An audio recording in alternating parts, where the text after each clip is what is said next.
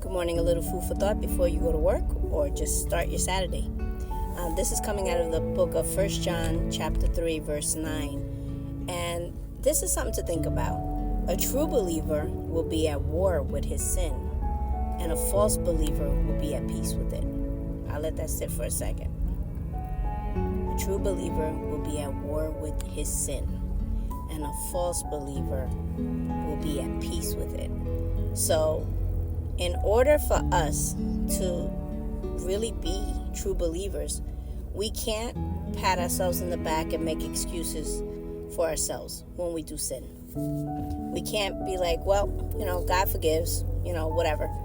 And just be like, call it a day. And then tomorrow I'll sin again, purposely. We have to have conviction in our heart to say, I'm not going to do that again. Let's say you did it a couple of times, whatever the sin is.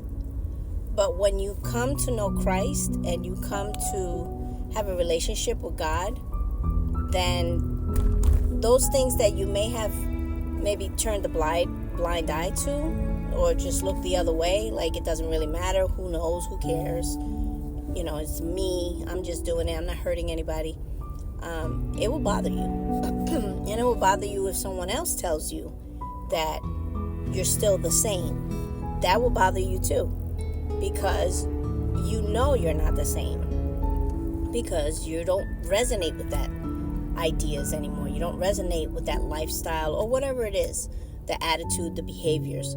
So when you become a true believer and you're truly connected, you will feel indignant if someone says you're still the same when you know you're not.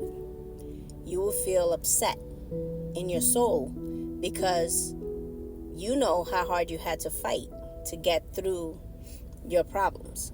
So just never be at peace with sin. If you want to have a relationship with Christ and his Father, you have to not be okay with what the world says is okay to be like. Just know that, because Jesus says he wasn't part of this world.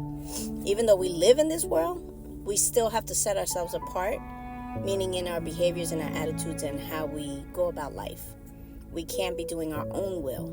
So we have to not be at peace with doing sin. We have to fight the hard fight for the faith.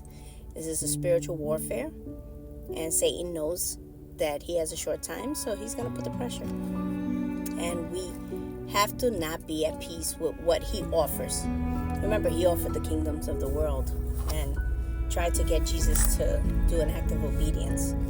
So in a figurative sense, he does the same to us with the influences of the world. It's okay, just do this, it's all right. I could give you this.